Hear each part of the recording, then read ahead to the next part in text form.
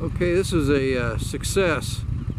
I've had a Harley no start issue on my 2010 Road King every time I wash it. That thing will not start until I let it sit for at least an hour. Today I washed it. I had saran wrap around the controls on the handlebars. Made no difference.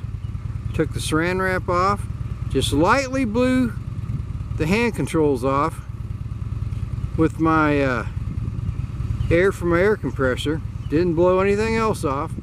That thing started right up.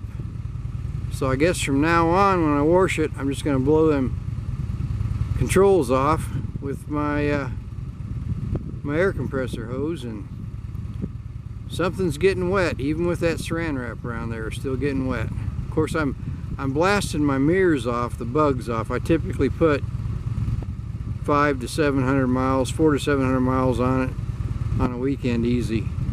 That's just like Saturday's the day I ride. It's just one day. So yeah, I don't know if that helped anybody else or not.